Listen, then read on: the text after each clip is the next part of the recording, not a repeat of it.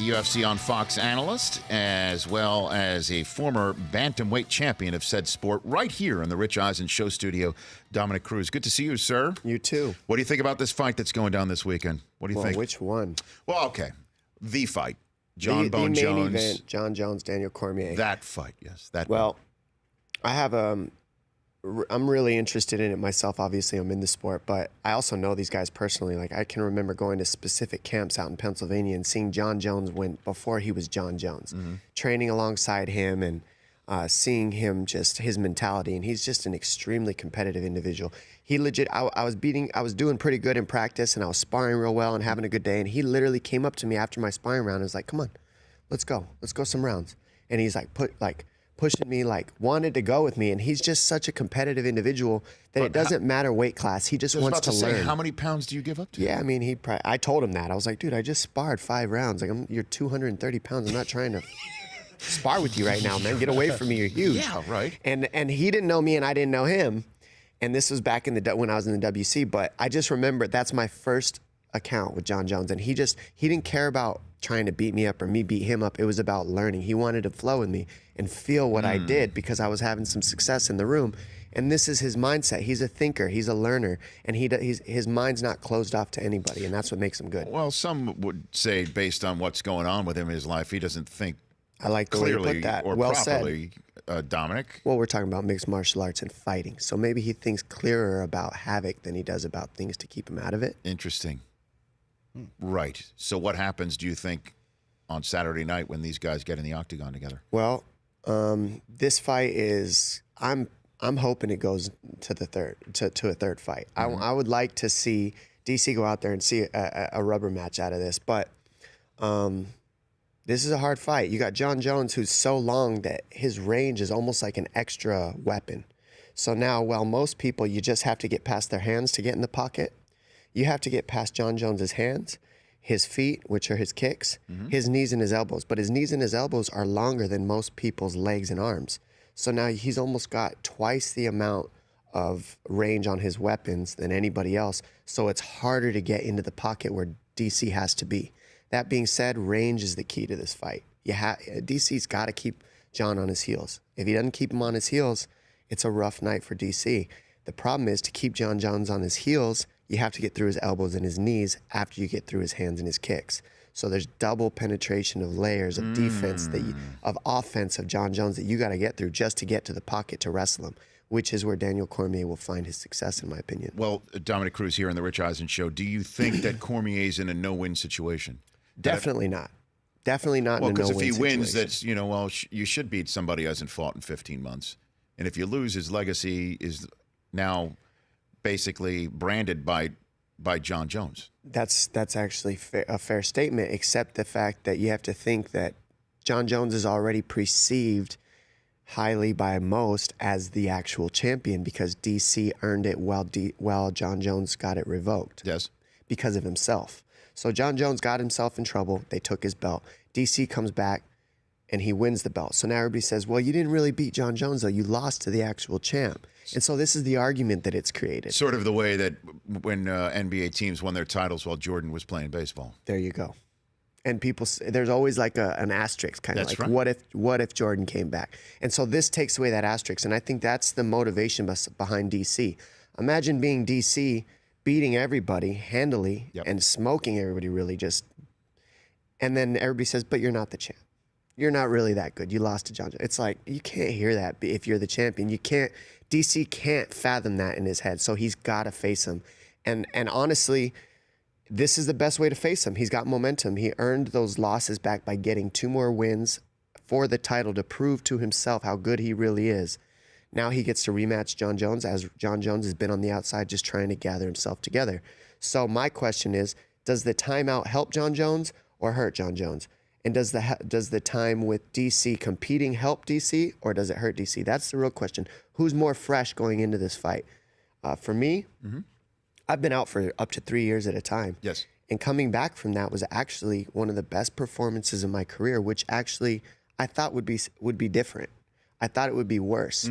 But it turned out that the rest was something I absolutely needed. I needed to rest my body for that amount of time. I put so many hours, so much work on this body that when I took that little rest and came back and fight, I was fresh, I was hungry, my spirit was clean.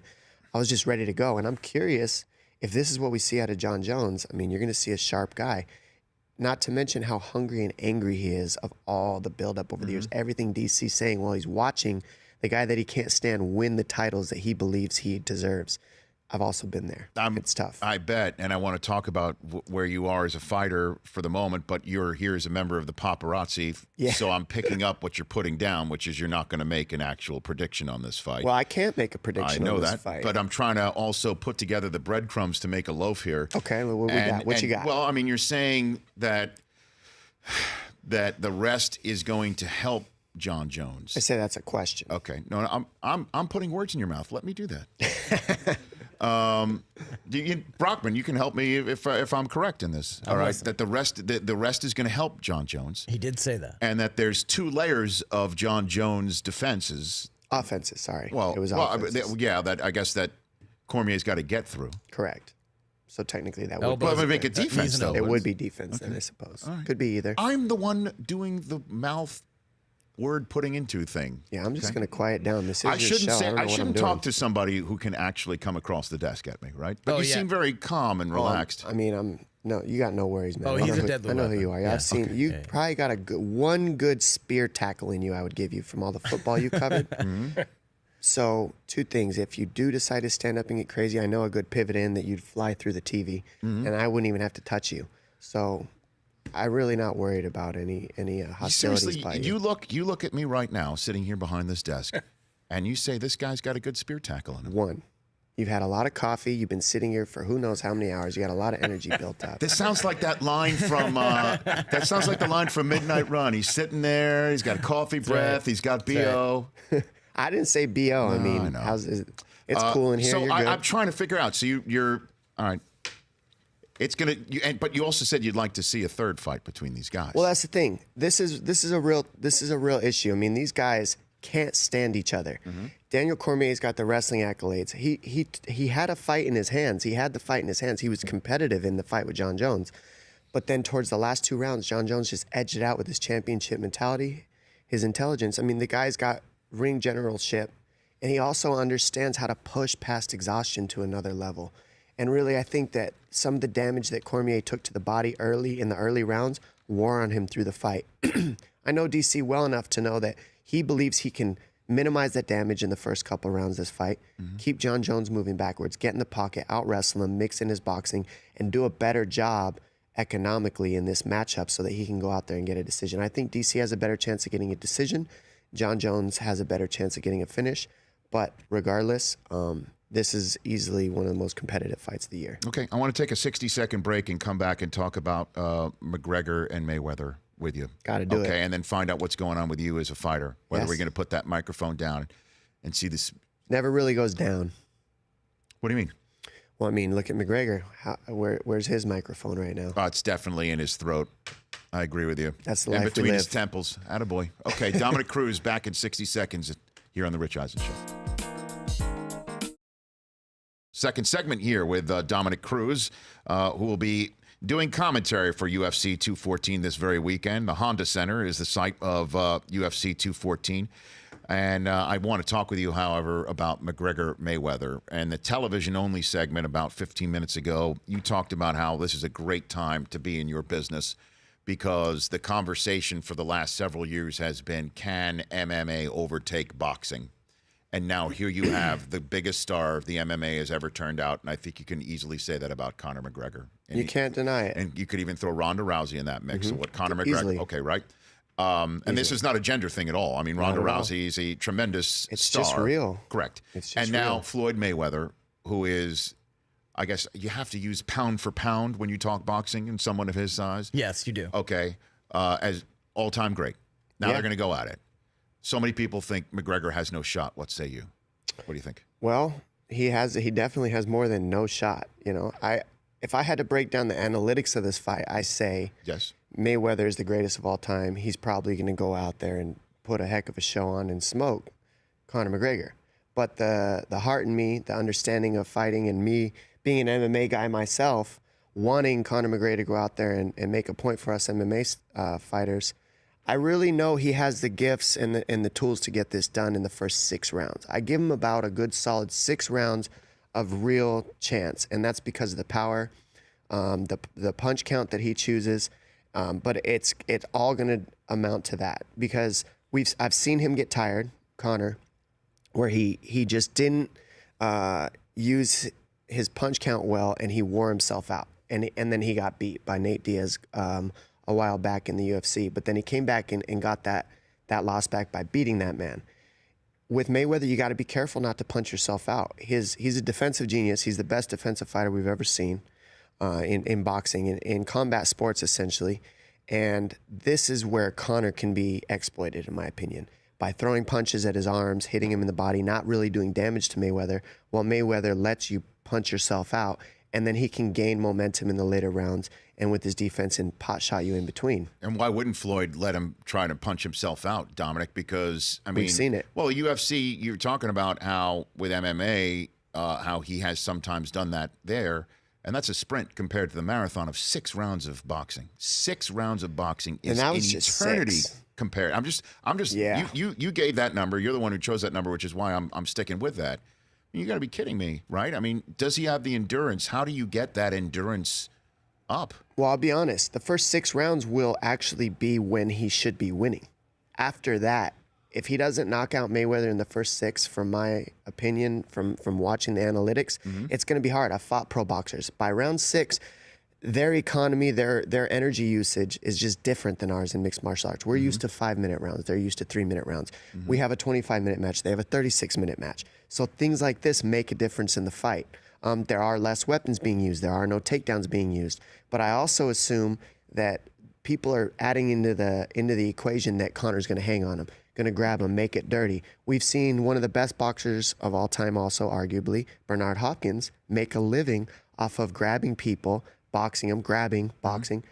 I don't think that they're going to let this happen to Mayweather. I think coming from a mixed martial arts standpoint to boxing, the refs, I don't know what the refs are going to do or the boxing organization, but they're going to protect Mayweather and not let McGregor hang on him. That makes a big difference because for McGregor to have a chance in this, underhooks would be a good thing, pulling the head down a little bit when he can, hanging on Mayweather while he's in his shell defense would really open Mayweather up.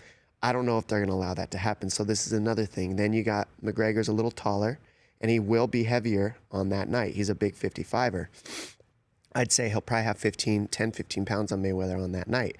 So there's a little bit of a power difference. So it comes down to speed, who can use their punch count correctly to not waste too much energy, and more than anything, can McGregor get him out of there within 6? I think that is his number one way to victory, is he has to knock him out within 6 rounds.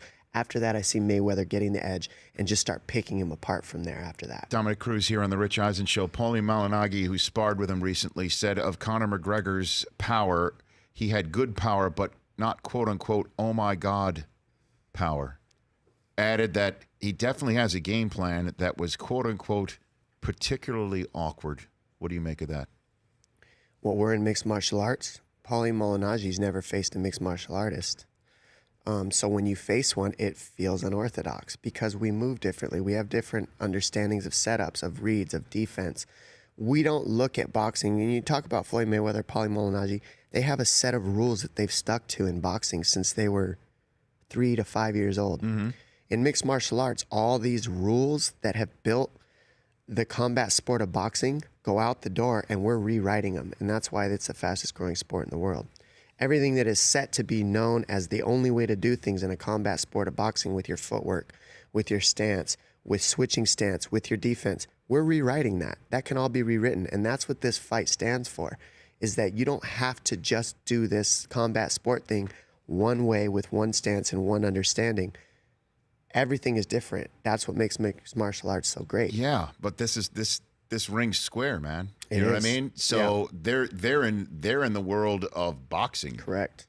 Conor's stepping into Floyd's ring. Yep. And his world here. That's his world. And so, yeah, I mean, you could be rewriting rules, but what's the point if you don't win? I guess that's the argument. That's the fascinating part about this whole thing, Dominic, as you point out, is that this is the one chance, the puncher's chance, the fighter's chance for MMA to just basically say our guy is not just our guy in an octagon. It's also everybody's guy in a square ring. And you could, for the combat sports, this is the moment where Conor McGregor, on behalf of everybody, can do this and for everybody and say MMA's on top. Do you think he does that? I think that like I said, if I have to look at the analytics of this matchup, I say that Mayweather gets the win. Okay. But when I look at the breakdown of the chances that McGregor has, I say he has 6 rounds to get the knockout. And that's half of a fight.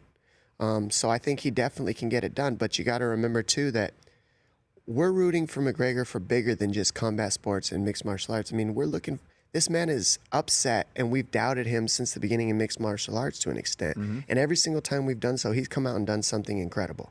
That's how he's gotten put into this position, because every single time he's been doubted, every single time we found somebody who was supposed to beat him, he didn't just go beat him, he shut them out. It wasn't close. And these are guys that he wasn't supposed to beat. Everybody in the world is seeing this as a potential matchup that could he do that again with the greatest, full contact fighter that we've seen to date so far. Is he that good? That's what this is about, an upset. Everybody likes the underdog. Everybody wants to see the underdog win. Everybody knows McGregor is the underdog in this boxing scenario because we're coming into a sport that is Mayweather's sport under his rules. We're doing that for boxing and for mixed martial arts. We're not getting Mayweather to come to mixed martial arts. We're doing this for boxing and for both sports. That's a great way to put it. And Brockman, I mean, we've been talking about this too for some time, and I wish there was more conversation like the one that we're having in promotion of this fight instead of the carnival act. The carnival act and the degrading of each other. Well, and the Let's take a real look at the society today, though. I get our president's doing worse than this. Well, I mean, we could talk about the way things are in the world, and that this mirrors that. We could say that, but I want to hear. Many people don't know Conor McGregor's story. Many people are going to be introduced to Conor McGregor for the first time, and he looks like a guy straight off a Guy Ritchie set. Yeah. Right? Out of a Guy Ritchie movie with a foul mouth. Yeah. But he's got a story behind him that's not being told, and the way that you just say what he represents, it's kind of sad that it's getting mixed in that. But we have a few weeks to go, and that's the way I want to talk about this fight. Yeah, and I'm with you, and that's why I'm here. I'm here as a spokesperson for not just mixed martial arts, but for combat sports. We're not. What you got to remember, what Mayweather and McGregor are doing isn't just a reflection of themselves. It's a reflection of what the fans want and why the fans chose them. So you can't just make a superstar. The superstars are chosen by the fans. And what makes them super is what the fans like about them. Whether we want to believe it or not, this is what people wanted to see. They wanted to see the circus act. They wanted to see all this stuff going. They're having record numbers at these at these appearances where they're going and they're just doing a media scrum. I mean, 30,000 people are showing up to listen to these guys talk trash to each other. That's not a small amount of people. So people want to see it.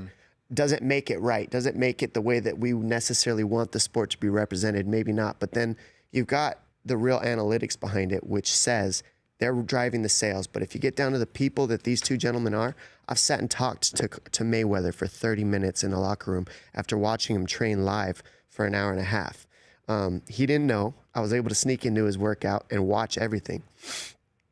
And to watch the level that this man competes at is incredible. As a world champion, as many times as he's won, he counts every single punch that's thrown, and he ups that punch count every single day. He's got a man just for clicking a little button. Then he goes from boxing to jumping rope to, I mean, I've watched this man train. He trains elite. He is the best in the world. Conor McGregor is no different. This man believes in himself. He's young. He has the power. He has the things in the middle to mix it up. But remember, more than anything, Conor McGregor is known for being the upset man.